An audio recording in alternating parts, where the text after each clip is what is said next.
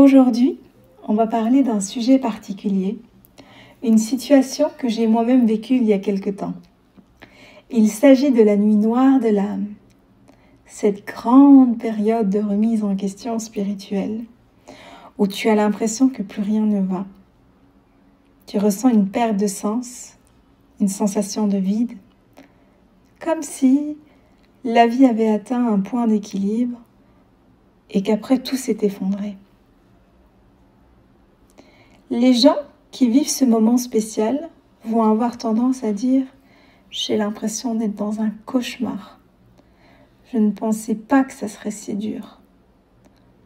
Je suis au bout du tunnel. Je ne comprends pas comment les choses ont pu déraper à ce point. » Mais attention, la nuit noire de l'âme n'a rien à voir avec la dépression. La dépression, c'est un dérèglement au niveau des neurotransmetteurs. La nuit obscure de l'âme, c'est une période dans laquelle on ressort grandi. C'est comme un catalyseur. Chaque personne sur Terre peut connaître plusieurs nuits obscures de l'âme au cours de sa vie. Chacune annonce une forte croyance spirituelle, mais la première est souvent la plus forte et la plus éprouvante. Éprouvante, mais pas insurmontable pour autant.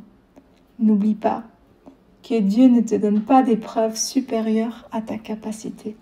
C'est-à-dire que peu importe la difficulté de l'épreuve que tu dois surmonter, tu es capable d'y arriver.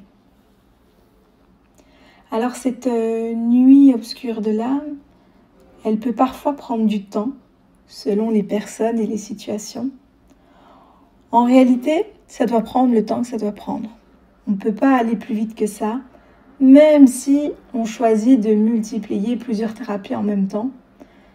Parce que le travail, le véritable travail, se fait à l'intérieur de toi. Ce n'est pas dans l'agitation qu'on trouve la sortie. Et je vais aller plus loin. Parfois, c'est dans le silence que l'on trouve nos réponses. Moi, la première, quand j'ai vécu cet événement-là, j'ai eu tendance à me gaver de nouvelles données. J'ai suivi plusieurs thérapies en même temps, plusieurs formations en même temps. J'ai lu plusieurs livres en même temps. Mais le risque, c'est de faire un burn-out spirituel.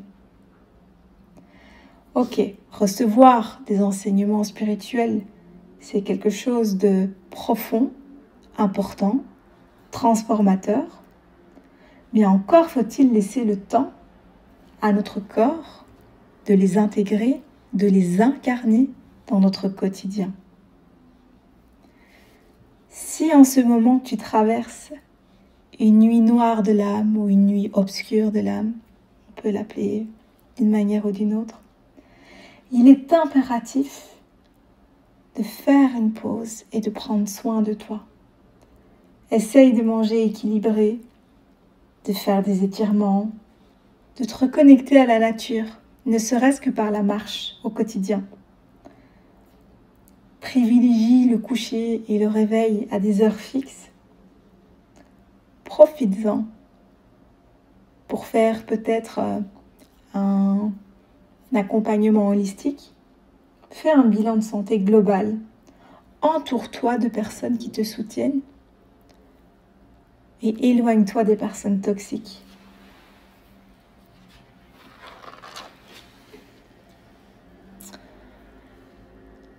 Il est contre-productif de nier ce moment. Cette part d'ombre est complémentaire à la lumière que tu portes en toi. Un peu comme la bougie porte la flamme. La bougie est dans l'ombre quand la flamme éclaire. Pourtant, la bougie est tout aussi importante que la flamme. Si tu ressens des émotions désagréables, ne les juge pas. Observe-les.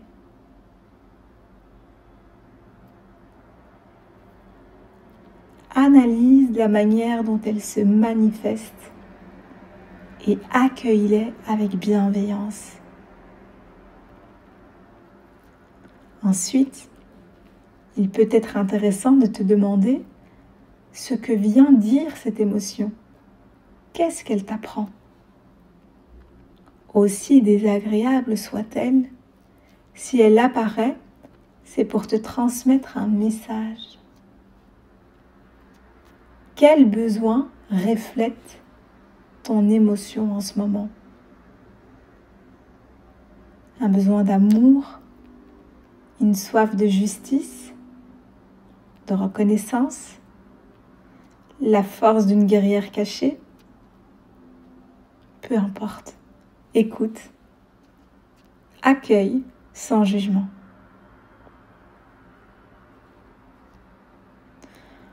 On a tous la possibilité de transformer la plus grande des souffrances en la plus profonde des sagesses. C'est la façon dont tu vas réagir à la souffrance qui va te permettre de la dépasser ou non. Tout est une question de vision, de lunettes que tu portes.